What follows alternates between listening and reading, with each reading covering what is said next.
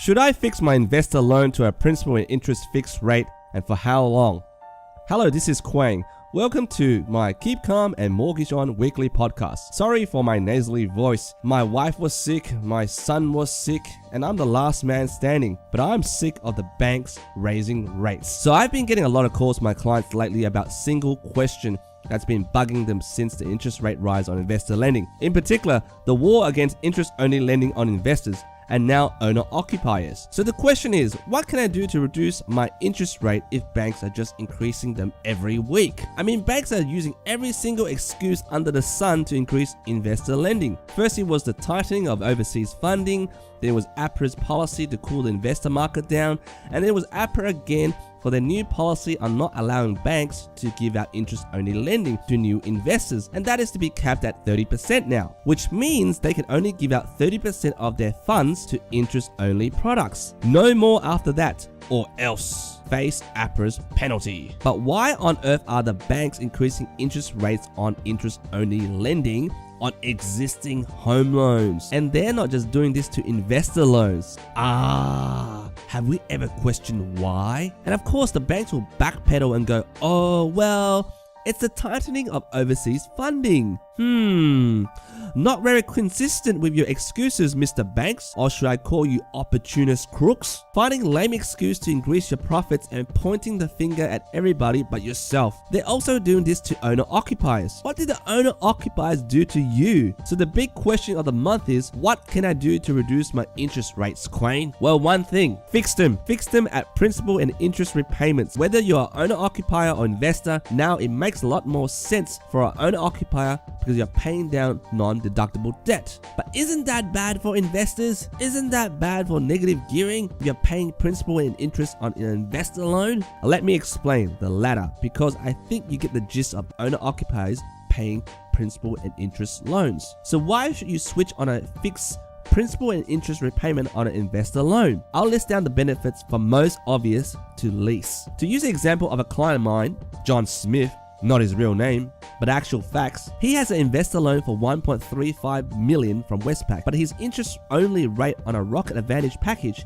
is 5.1%, and he has about $350,000 in his offset account, which means the rest of the funds, $1 million, is exposed to the rate rise. That's $51,000 of interest repayments per year, or $4,250 per month. Now, Westpac is offering a 3.88% investor principal and interest 2-year fixed rate repayment plan, which means if John switches his $1 million loan to a 2 years principal and interest fixed rate, he'll be paying $4,705 a month, which is just an extra $455 a month in repayments. But hear me out, there are 5 benefits of why he should fix. Number 1, he has locked in his rate at 3.88% for the next 2 years. If you've been watching the market, interest-only investor rates have risen 4 to 5 times since March this year. We still have about 2 to 3 more rate rises before Christmas. At this rate, you'll be paying around 5.9% at worst for interest-only lending. At 5.9% interest-only repayments on $1 million, that's $59,000 a year, or $4,917 a month. Now, who's coming up front now? You're paying an extra $212 a month and you're still not paying your loan down. While on a principal interest repayment arrangement, you are. But then you say, hey, rates will not go up that high. Well, take your bet. If you do fix it, then you know regardless of what rates will rise up to, you won't lose sleep. Benefit number 2.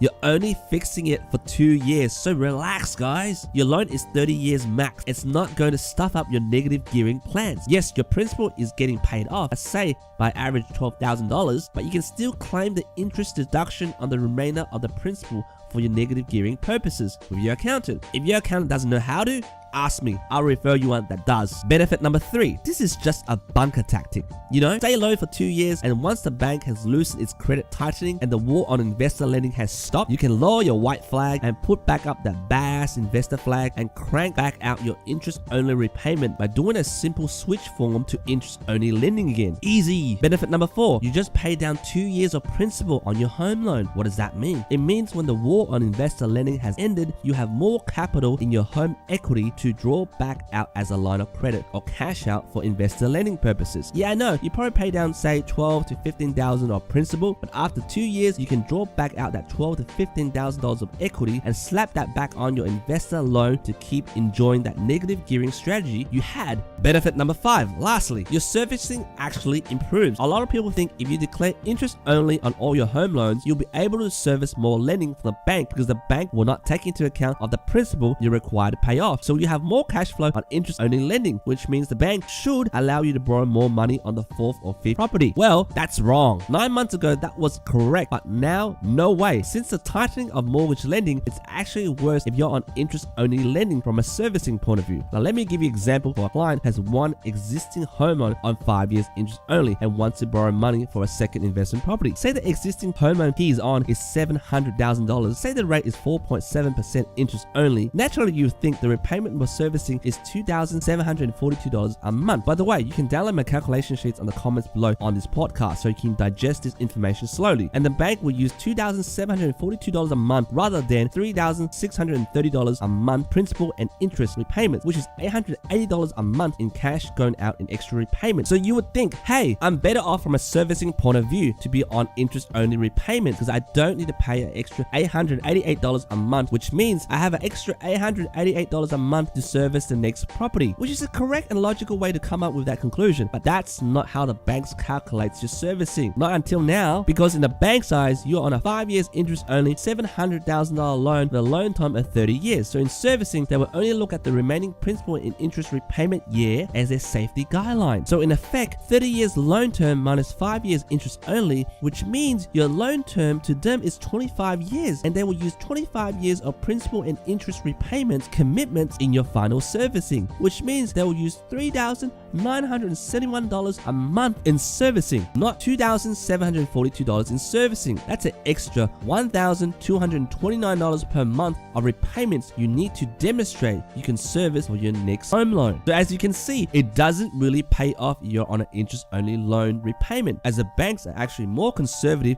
in their servicing calculation when they calculate interest only loans. Here's the numbers again. For a $700,000 4.7 interest only loan, the bank would use $3,971 per month in existing debt repayments. While if you're on principal and interest in the first place, it'll be just $3,630 per month that the bank will use as existing debt commitment. But we all know that 4.7% will not be the rate for a principal and interest repayment. That's just for interest only. So if you're on a rate of 3.88%, which is on the market for both investor and owner occupiers, the bank would use $3,294 a month, which means $677 a month less in repayment commitments shown on your existing debt compared to $3,971 a month that the bank would use, which means you have $677 more a month to service your future debt. And mind you, the bank will never ever tell you you need to do it this way or that way or another way to get more lending, because they can't give you advice that a broker can. They are not allowed to tell you what you should do. So with my advice, that could be another loan for another property if done right. Otherwise, you'll be like my other clients who came to me and go, oh, I wish I came to you earlier. My other broker stuffed up my deal. My loan is declined. I need to settle in 3 weeks. Can you help me? So there you go. 5 main reasons why you should fix your existing investor loan to a principal and interest fixed rate. In summary, why you should fix your investor interest only rate. Number 1, peace of mind. Sleep easy on a fixed principal and interest repayment. Number 2, you can still do negative gearing on a principal and interest repayment plan, so don't stress. Number 3, we're in an investor war between the government and the bank. So as a civilian investor, stay low for 2 years, fix it and go underground. Number 4, you can always cash out your principal you've paid, which means more equity for your next deposit. And finally, number 5, servicing actually improves. You can actually borrow more money. So that's the 5 main reasons why you should fix now. And with a little loan structuring on my side, I believe I can get you a great rate, a lot more power in your existing servicing, and share with you many other tips to help you keep calm and mortgage on. Again, I'm Quang. Give me a call. Let's catch up for coffee. I'll tell you what is the latest, cheapest fixed investor principal and interest rate you should be switching to right now. Until then, keep calm and mortgage on. See you next week.